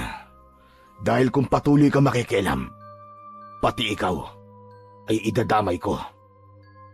Humiga na si Cardo sa kama at agad siyang pumikit upang makapagpahinga na. Makalipas ang ilang sandali ay nakatulog na siya, ngunit ang kanyang pandinig ay alerto. Sanay siyang hindi tuluyang bumabagsak sa malalim na tulog, lalo na't alam niyang maraming halimaw na naghahanap sa kanya. Bumukas ang mga mata ni Cardo nang mula sa labas ng pinto ay may narinig siyang mahinang boses. Alam niya na boses yon ng matandang lalaki na nasa front desk. Kahit pabulong ang pagsasalita nun, ay malinaw kay Cardo ang bawat salita ng matandang lalaki. Sigurado ko, si Cardo Dimagiba ang nasa kwarto na yan. Sigurado ko natulog na siya. Samantalahin niyo na pagkakataon. Tahimik na tumayo si Cardo mula sa kama at agad na kinuha ang mga agimat na nasa ibabaw ng kanyang bag. Isinuot niya ang mga yon sa kanyang leeg at agad niyang naramdaman ang bigat at lakas ng proteksyon na ibinibigay ng mga yon sa kanya. Kinuha niya ang kanyang itak na nakapatong sa lamesa at tumayo sa tabi ng pinto. Doon niya hinintay ang susunod na mangyayari. Biglang bumukas ng malakas ang pinto. Tumilapon ang nasirang pinto sa sahig at 2 gabunan ang pumasok. Ang balat ng mga yon ay kulay itim at ang buhok ay kulay puti at mahahaba. Namumula ang mga mata ng gabunan. Parehas na nagtataglay ang 2 gabunan ng malaking katawan. Nang makita si Cardo ng mga gabunan, ay agad na umatake sa kanya ang isa. Sinunggaban siya nito, pero mabilis siyang umiwas at tumama ang matutulis nitong mga kuko sa dingding. Nawasak ang dingding. Sumugod agad ang isa pang gabunan na sinubukang kalmutin si Cardo. Tumalon si Cardo paatras at muli siyang tumakbo paunan, sabay taga ng itak sa braso ng gabunan. Akala niyo ba matatakot ako sa laki niyo? Nagkakamali kayo! Tumalon papunta kay Cardo ang isang gabunan. Yumuko si Cardo at iniwasan ito. Mabilis niyang kinuha ang buntot ng pagi at hinampas niya ang gabunan sa muka na nag-iwan ng malalim na sugat. Napasigaw ang gabunan sa labis na sakit. Habang namimilipit sa sakit ang isang gabunan, ay sinamantala niya yon upang atakihin ng isa pa. Ngunit nang sinugod niya ito, ay isang malakas na suntok ang pinakawalan nito. Tinamaan siya ng suntok nito sa tiyan. Tumilapon siya at tumama ang likod ni Cardo sa dingding. Nanlaki ang mga mata niya nang makita niyang pasugod sa kanya ang isang gabunan. Agad niyang inihanda ang kanyang itak at nang ilang dangkal na lamang ang pagitan nila ay sinalubong niya ng saksak ng itak ang gabunan sa tiyan. Napaatras ang gabunan habang hawak ang sugat sa tiyan. Ngunit agad ding sumugod muli ang gabunan na yon kay Cardo. Nanatili siyang nakaupo sa saig at tinaga niya ang binti ng gabunan. Natumba ito at agad niya itong pinaibabawan at paulit-ulit na tinaga ito sa leeg hanggang sa humiwalay na ang ulo nito sa katawan nito. Ang natitirang gabunan ay galit na sumugod kay Cardo. Kinuha nito ang lamesa at ibinato kay Cardo, pero nasalag niya yon gamit ang itak. Lumapit ang gabunan at sinubukang sakalin si Cardo. Nagpambuno sila sa gitna ng kwarto at kahit mas malaki ang gabunan ay wala pa rin yung kalaban-laban kay Cardo. Habang hawak siya ng gabunan sa leeg, ay mahigpit niyang hinawakan ang itak at isinaksak niya yun sa ilalim ng panga ng gabunan. Tumagos ang talim nun hanggang sa bungo ng gabunan na dahilan upang bumagsak ito sa sahig nang wala ng buhay. Humihingal na tumayo si Cardo. Ang sahig ay puno ng dugo ng mga gabunan at ang mga dingding ay may malalaking uka dulot ng kanilang labanan. Hinugot niya ang kanyang itak mula sa ulo ng huling gabunan. Ibinalik niya yun sa kaluban at kinuha na niya ang mga gamit niya. Lumabas si Cardo ng kwarto at bumaba siya sa hagdan. Pagdating niya sa front desk ay nakita niya ang matandang lalaki. Nanginginig ito sa takot nang makita siya. Marahil ay hindi yun makapaniwala na buhay pa rin siya. Kung hindi ka lang matanda, pinatay na rin kitang hayop ka. Hindi na hinintay pa ni Cardo ang sagot ng matandang lalaki at naglakad na siya palabas ng motel. Alam niya na maaaring marami pa siyang makakaharap na mga aswang, pero sigurado siya na kahit na anong oras umatake ang mga yon, ay handa siya at hindi siya papayag na magwagi ang mga yon laban sa kanya. Hapon na nang marating ni Cardo ang harapan ng mansyon ni Agustin. Nakasilip siya mula sa likod ng isang puno habang pinag-aaralan ang bawat detalye ng paligid. Ang mansyon ay napapaligiran ng matataas na pader at isang napakataas na gate na bakal. Alam niyang mahina ang mga aswang sa oras na yon dahil maliwanag pa, pero nais niyang maging patas ang laban, kaya nagdesisyon siyang maghintay hanggang sa dumilim. Nanatili si Cardo sa likod ng malaking puno ng ilang oras. Makalipas ang ilang oras, ang araw ay tuluyan ng lumubog. Ang paligid ng mansyon ay lalo pang naging nakakakilabot. Ang liwanag ng buwan ay bahagyang sumilip mula sa likod ng mga ulap na nagbigay ng sapat na liwanag para makita ni Cardo ang kapaligiran. Itinali niya ang kanyang buntot ng pagi sa likod at hinigpitan ang sinturon ng kaluban. Humanda ka na, Isagani. Oras na ng aking paniningil. Tahimik na inakyat ni Cardo ang mataas na gate. Pagdating niya sa itaas, ay mabilis siyang tumalon pababa. Ngunit hindi nakaligtas sa mga aswang ang kanyang presensya. Mula sa madilim na bahagi ng bakuran ay lumabas ang mga aswang. Lahat ay nakatingin sa kanya. Alam ni Cardo na iisa lang ang layunin ng mga yon, at yun ay ang patayin siya. Sabay-sabay na tumakbo ang mga aswang papunta kay Cardo. Ang ilan ay gumapang sa lupa. Ang unang aswang ay mabilis na sumugod kay Cardo, pero sinalubong yun sa muka ng talim ng kanyang itak. Bumagsak yun sa lupa at nangisay bago tuluyang namatay. Mula sa likuran, dalawang aswang ang sabay na umatake sa kanya. Tumalon naman si Cardo sa gilid at gamit ang buntot ng pagi ay hinataw niya ang isa sa muka. Ang isa naman ay tinamaan ng itak sa dibdib. Sa kalangitan ay may narinig si Cardo na kakaibang huni. Nang tumingala siya ay nakita niya ang tatlong manananggal na lumilipad sa itaas. Sabay-sabay na umatake ang mga manananggal kay Cardo, pero mabilis siyang nagkubli sa likod ng isang puno. Hinintay niya ang tamang pagkakataon nang bumaba ang isa sa mga manananggal upang subukang dagitin siya, ay lumabas siya sa likod ng puno. Hinuwa niya ang kanyang patalim at buong lakas na ibinato yun sa manananggal. Bumaon yun sa noo nito at agad itong bumagsak sa lupa. Ang natitirang dalawang manananggal ay lumipad pababa papunta kay Cardo. Hinataw niya ng buntot ng pagi ang mga manananggal at ang isa ay tinamaan sa pakpak. Naputol ang isa nitong pakpak kaya bumulusok ito paibaba. Nang humalik sa lupa ang manananggal, ay agad niya itong ginilitan sa leeg. Ang huling manananggal ay galit na umatake kay Cardo. Sinalubong ito ni Cardo at hinawakan sa pakpak. Umikot siya ng mabilis at bigla niyang binitiwan ang manananggal. Tumilapon yun at binangga nito ang mga aswang. Natumba ang mga ito at sinamantala ni Cardo ang pagkakataon na yon.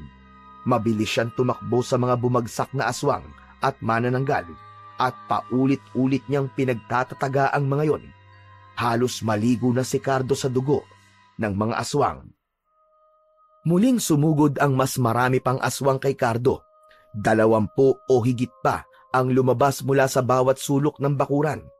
Ang ilan ay gumagapang sa lupa. Ang iba naman ay tumalon mula sa mga bintana ng mansyon. Ngunit sa halip na matakot ay ngumiti pa si Cardo dahil matagal niya nang hindi nararanasan ang ganong klase ng pakikipaglaban sa mga aswang. Hinigpitan niya ang hawak sa kanyang itak at tumayo ng matatag. Naging mabilis ang pakikipaglaban ni Cardo. Sa bawat galaw niya ay may bumabagsak na aswang. Ang kanyang itak ay tumatama sa leeg at katawan ng mga aswang. Gamit din niya ang kanyang mga agimat upang maging mas epektibo ang kanyang mga sandata. Habang nakikipaglaban, wala siyang tigil sa pag-usal ng mga orasyon. Makalipas lamang ang ilang sandali, ay wala nang natira sa mga aswang. Ang buong bakuran ay puno ng mga walang buhay na katawan ng mga aswang. Humihingal si Cardo, ngunit alam niya na hindi pa tapos ang laban. Matalim ang mga mata na tinignan niya ang mansyon. Alam niya na nasa loob nun si Agustin at ang anak nito na si Isagani. Tahimik na tinahak ni Cardo ang malapad na daan papunta sa pinto ng mansyon. Nang makarating siya sa malaking pinto, ay tumigil siya saglit at huminga ng malalim bago niya yon binuksan. Sumalubong sa kanya ang kadiliman, ngunit alam niya na sa kadiliman na yon ay merong naghihintay sa kanya. Biglang bumukas ang mga ilaw na nagbigay ng liwanag sa malawak na bulwagan.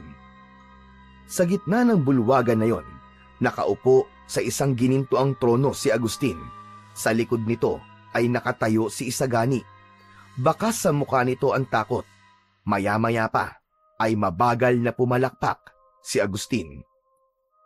Magaling, magaling, magaling! Hindi na ako nagulat na malagpasan mo ang lahat ng aswang na humarang sa'yo. Napakahusay mo pa rin talaga, Cardo. Ikaw pa rin ang pinakamasamang bangungot ng mga tulad namin. Wala pa rin makakapalit sa pinakamabangis na antingero at manunugis.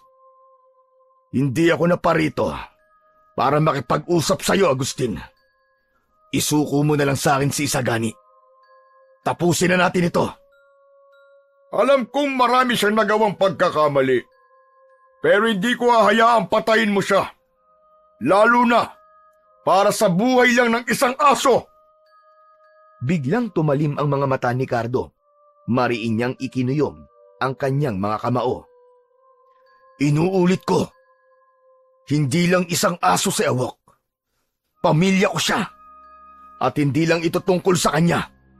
Alam mong mamamatay tao ang anak mong si Isagani. Ilang pamilya na ba nawala? Nang dahil sa kawalangyaan niya. Hindi na siya dapat mabuhay pa. Isang nakakalokong halakhak ang pinakawalan ni Agustin. Umalingaw-ngaw yon sa buong bulwagan. Sabihin mo na ang presyo, Cardo. Magkano ba ang gusto mo? Magkano kailangan mo para tigilan mo na ang aking anak? Hindi ko kailangan ng pera mo. Marami akong pera. Ang kailangan ko ay ang ulo ni Isagani. Kung gusto mo ng ulo ng anak ko, kailangan mo munang makuha ang sakin. Tumayo ito mula sa ginintuang trono at unti-unting nagbago ng anyo.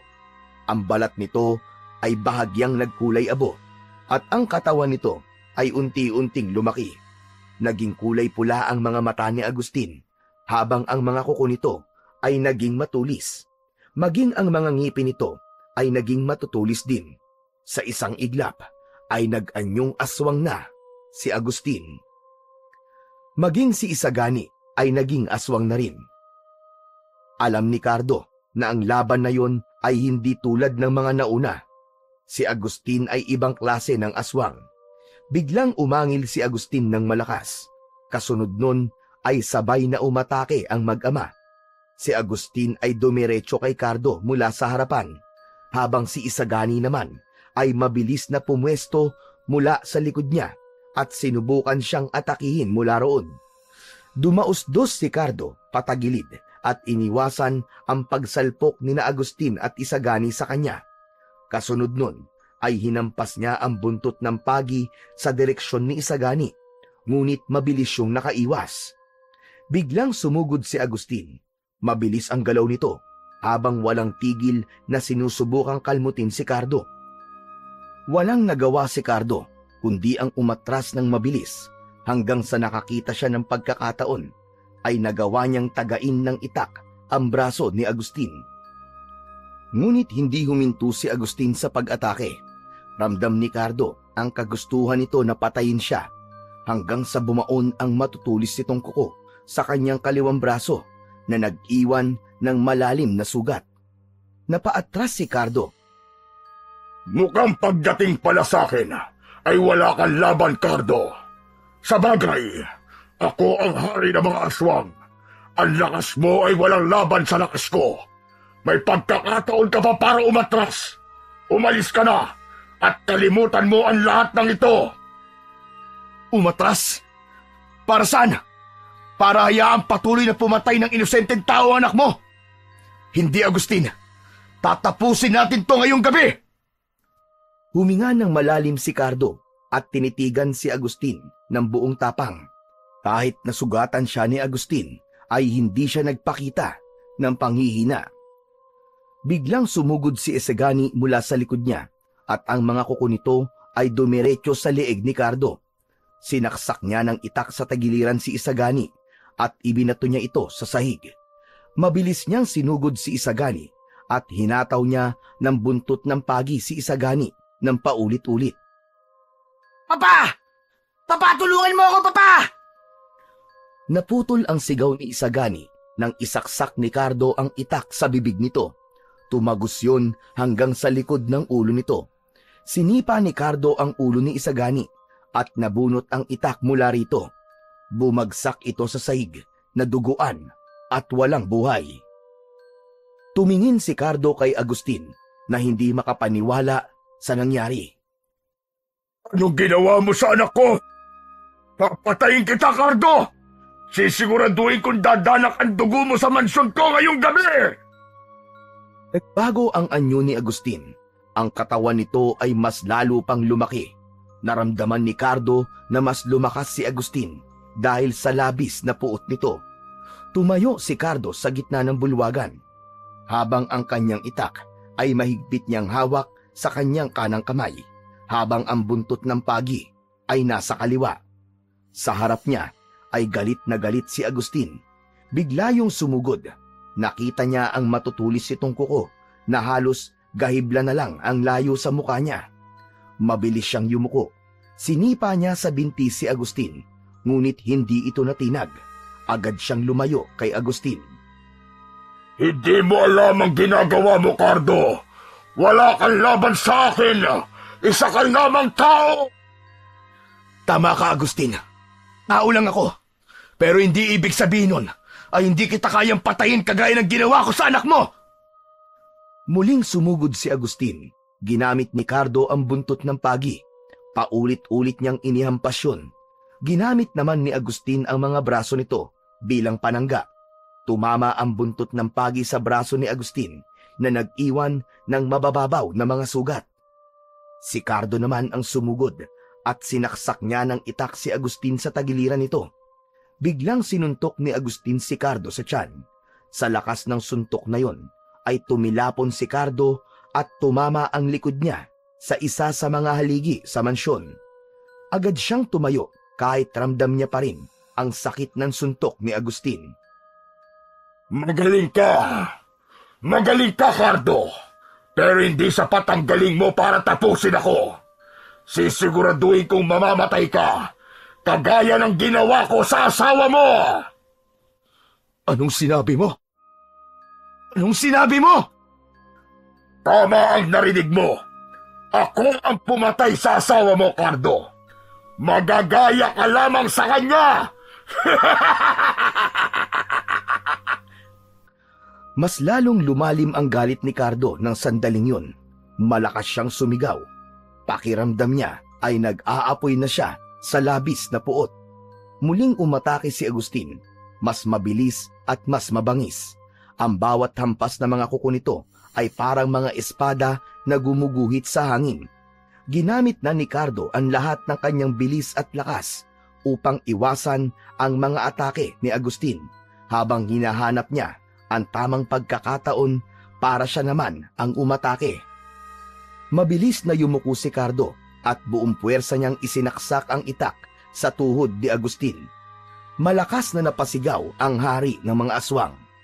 Napaluhod si Agustin, ngunit bago pa man muling makagawa ng pag-atake si Cardo, ay bigla nitong sinunggaban ang balikat niya.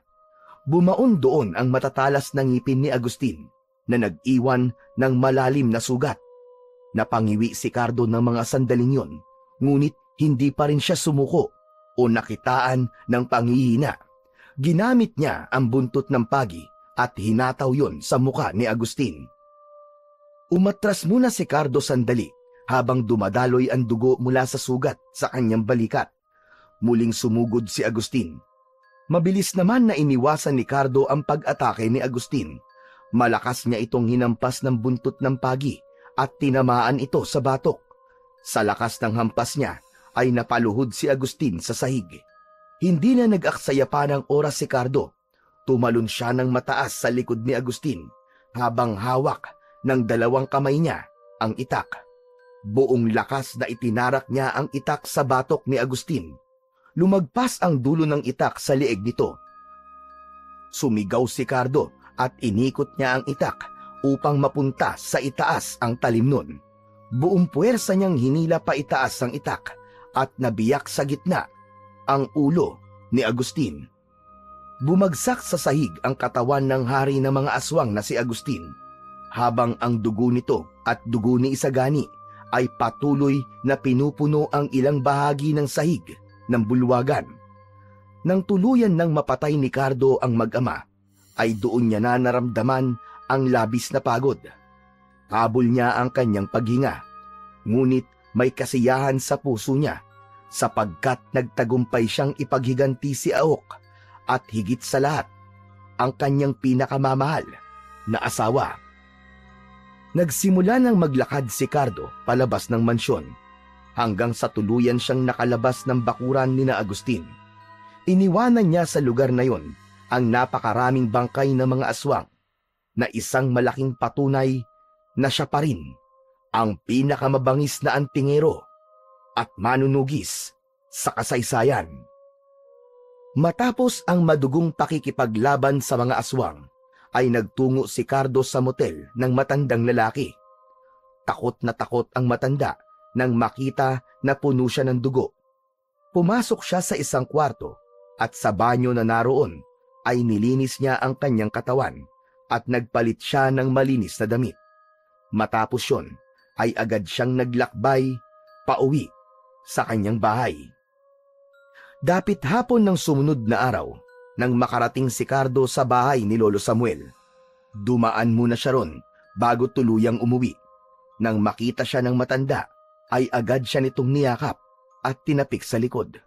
Maya-maya pa ay pinakawalan na siya nito sa yakap na yon. Kumustang naging laban mo, Cardo?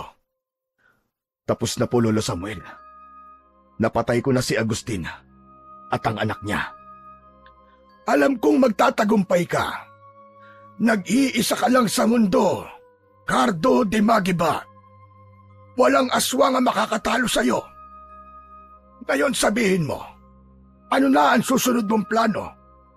Babalik ka na ba sa bahay mo, sa gubat, at mananahimik na ulit? Hindi, Lolo Samuel. Sa tingin ko, oras na para bumalik ako ng tuluyan sa pagiging antingero at manunugis. Marami pa rin na mga aswang na umaabuso sa lakas at kapangyarihan nila. Hindi ko pwedeng hayaan na magpatuloy sila, habang alam kong may magagawa ako upang pigilan sila. Hindi ako titigil hanggat hindi ko nauubos ang mga ganong klase ng halimaw. Kung yan ang desisyon mo, ay susuportahan kita. Pero mag-iingat ka palagi, Cardo. Hindi lahat ng laban ay tulad ng mga nakasanayan mo. Tandaan mo, hindi mo kailangan dalhin ang lahat ng bigat at problema ng mundong ito. Salamat po sa lahat ng paalala, Lolo Samuel. Alam kong malaking tulong ang basbas mo sa akin. Kung wala ang gabay mo, hindi ko siguro magagawa ang lahat ng ito. Ang gabay ko ay maliit na bahagi lamang ng kung sino ka, Cardo. Ang tapang mo ang nagdala sa'yo kung nasaan ka man ngayon. Pero tandaan mo ito, sa bawat laban, ang Diyos pa rin ang pinakamalakas mong kakampi. Umango si Cardo sa matanda. Sa mga salitang yon ni Lolo Samuel ay mas lalong lumakas ang loob niya. Nagpaalam na siya kay Lolo Samuel at sinimulan ang kanyang paglalakad pabalik sa kanyang tahanan na nasa gitna ng kagubatan. Nang makarating si Cardo sa kanyang bahay, ay agad siyang dumiretso sa kusina upang magtimpla ng kape. Nang matapos siya, ay kinuha niya ang tasa at lumabas. Sa harap ng kanyang bahay ay naroon ang isang lumang tumba-tumba na nakapwesto sa tabi ng pintuan. Umupo siya roon at marahang humigop ng kape. Payapa niyang pinagmasdan ang kagubatan at ang araw na unti-unting lumulubog. Habang unti-unting nilalamon ng dilim ang kapaligiran, ay nanatiling nakaupo roon si Cardo. Alam niya na ang pagkapatay niya kina Agustin at Isagani ay simula lamang ng panibagong kabanata sa kanyang buhay. Doon niya napagtanto na kahit na anong gawin niya, hindi niya kailanman tuluyang maiiwan o matatalikuran ang pagiging antingero at manunugis niya. Ngunit sa oras na yon, ayaw niya munang isipin ang mga susunod niyang laban.